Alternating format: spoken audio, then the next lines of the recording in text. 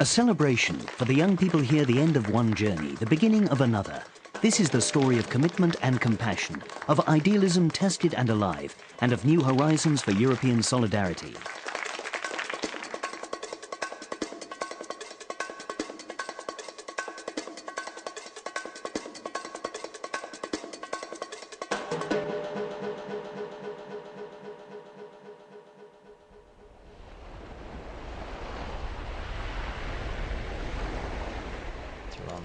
Right, so they would have had a lot of refugees over here after 1994.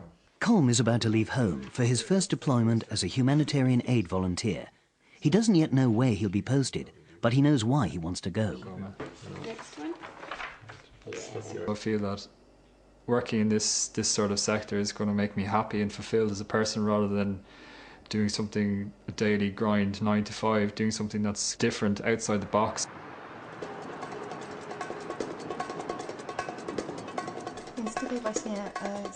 On the other side of Europe, Anna has volunteered also unsure where she'll be going, but sure of her commitment, ready for the challenge. They actually asked us to take quite a lot of special things, I think. Quite a lot of batteries, torch, flask, money belt, really lots of light items, but it was a really long list. It can be really challenging, it can be upsetting, it can be distressing, so it does definitely take quite a lot of dedication. Pioneers, guinea pigs, or a bit of both? Anna and Kölm, along with 23 others from across Europe, are the first participants in a new European Union programme, EU Aid Volunteers, deploying humanitarian volunteers worldwide. Kölm and Anna will be away from friends and family for a year. Neither has ever been outside Europe. How will they cope with the expectations and the harsh demands of humanitarian work?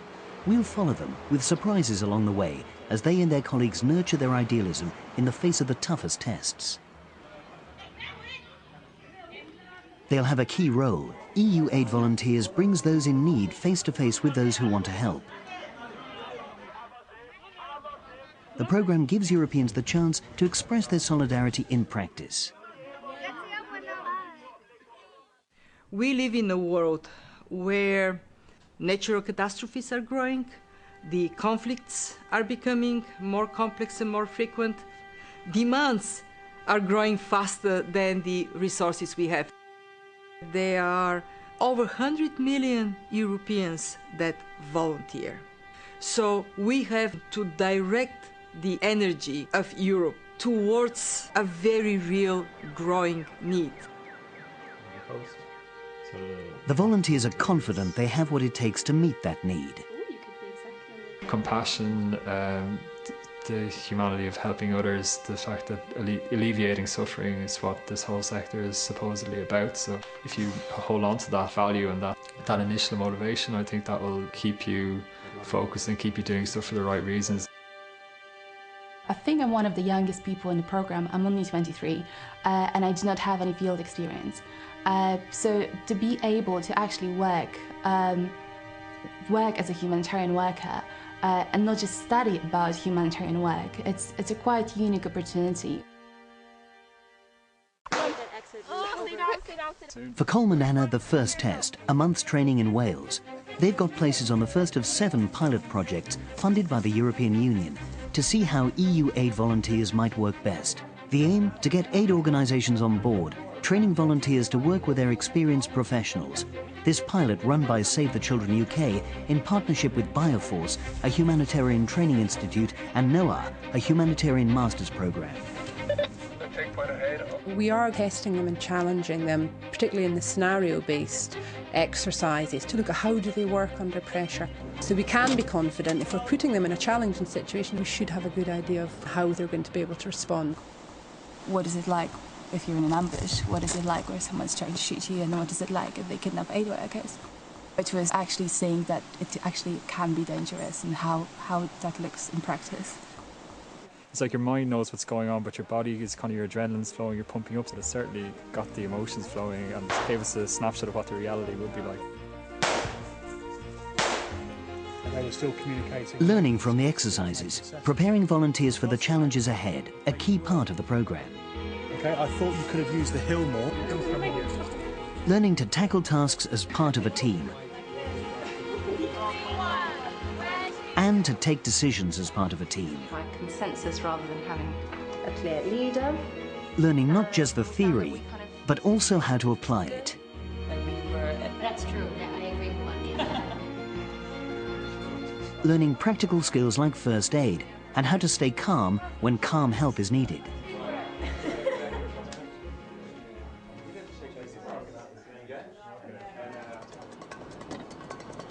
Then to their assignments overseas. Kölm, logistics officer in Haiti, dealing mostly with procurement of medical supplies. Over the next year, these are some of over 30 countries around the world who will be welcoming EU aid volunteers. Not the very highest risk areas, but those where help is badly needed. It will prove to be a challenging first experience for many. We caught up with Kölm after 4 months in Port-au-Prince. Our security team prefer that we travel in cars with the Haitian driver. So you find yourself moving from house to the office, office to the house. You're always in a car, so it's difficult to get out and about and live what I would consider a normal kind of life. So initially I was a bit put out about it, I suppose, but I've adjusted to it now, and I suppose that I'm used to it now.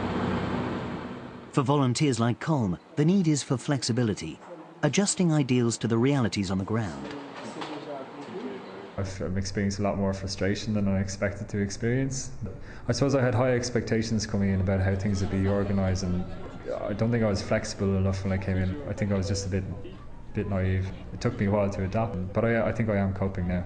It's really, really important for me to meet the beneficiaries, because it's very easy to get frustrated when you're sitting in an office all day, because there's days when you're like, why have I left everything behind, or why am I here? Meeting people, the beneficiaries, just helps you keep the motivation and keep the idealism. That motivation is key for aid organisations, benefiting from the contribution of EU aid volunteers, assessing how best to work with them. I place a real high value on volunteers. I think the value of someone like Kölm is that he can do something that we may not have the resources for someone else to do. Having a person like Kölm who is dedicated and committed does help us make a difference. Whether we make enough of a difference to, fulfill all of his expectations, probably not. When I was his age, I wanted the world to change in a couple of months. But I think what these type of experiences offer to individuals like Kölm, and we have 2 other volunteers as well, is a chance to really experience what it's like to work in a developing country, make a contribution. So it's what he's going to take away from this. I've got lots of good memories from here. No, it's been a challenging but good first experience, and I think it has taken away some of my bright-eyed, bushy-tailed innocence that I had 6 months ago, but that's no bad thing. I'm harder now. I think I'll be better at this job because of my experience here. Across the world, a different experience. Anna, project officer in Zanzibar. After her 4 months, a different kind of challenge. Dealing with child protection issues. Part of her job, designing new projects and getting feedback on existing ones, including from children themselves.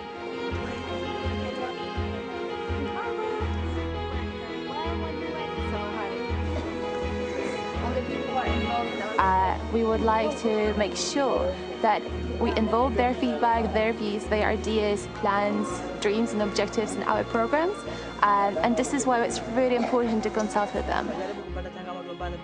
I found that with enough tolerance and maybe a bit of effort of actually getting to know how the things work in a different country, and getting to actually know this country as well, it completely changes the experience. I've been quite unexperienced when I came to this country program. So if I look at the things that I have learned, the skills that I have gained in Zanzibar, I think that they have definitely prepared me for a different type of emergency as well. As with all volunteers on the project, Anna is assigned a mentor to guide and advise. Anna, since she joined, she really added to our capacity significantly. She managed also to put new proposals. We are now seeking $2 million from EU and UN, and that was purely Anna did, and she managed to get the fundraising from zero until the submission, putting a lot of documents together. So without that help, we might not be able to keep the program going further. Where we collected our second So even in just a few months, EU aid volunteers like Anna can contribute to long-term goals. Just a small one. When we were followed by...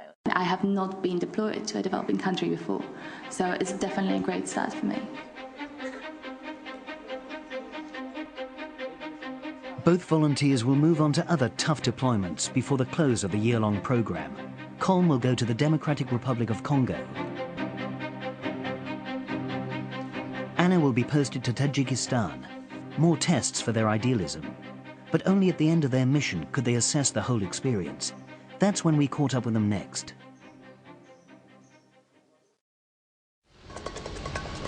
So this the celebration, the program completed. Here the first EU aid volunteers meet to take stock of their year, compare experiences, look to the future.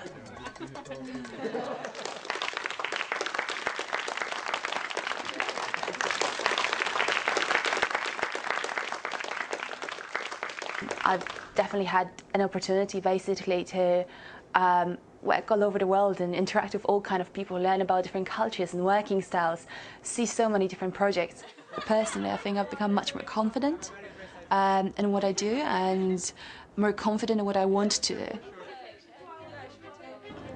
I don't think I could have imagined the depth and the breadth of the stuff that I've learned this year. I don't think I understood what was out there properly, to be honest, and how difficult it is to work with people from different culture and to get on with it and to do a job and to find a common ground, to find what motivates people and then find out what actually motivates me. I don't think I appreciated the insights and what I've learned about myself. And I also learned a lot about my own resilience and what my body could take and what my mind could take and how far I could go. For the European Union, it's that kind of experience that makes EU aid volunteers so important. There you can really see a difference the European Commission can make with the money that we provide and the program we can provide. And I think it's a very, let's say, concrete way of seeing what difference citizens can make. And if we provide them the opportunities to show solidarity, not only by paying money or give donations, but really going out there and making a difference, I think it's really a great opportunity. Today, new pilot projects are already underway. Over 200 volunteers have been trained and deployed in over 30 countries around the world. By 2014, 1,000 EU aid volunteers will be trained and deployed each year. This is Europe meeting the need for humanitarian volunteers worldwide. EU aid volunteers. It's up and running. It's growing now and into the future.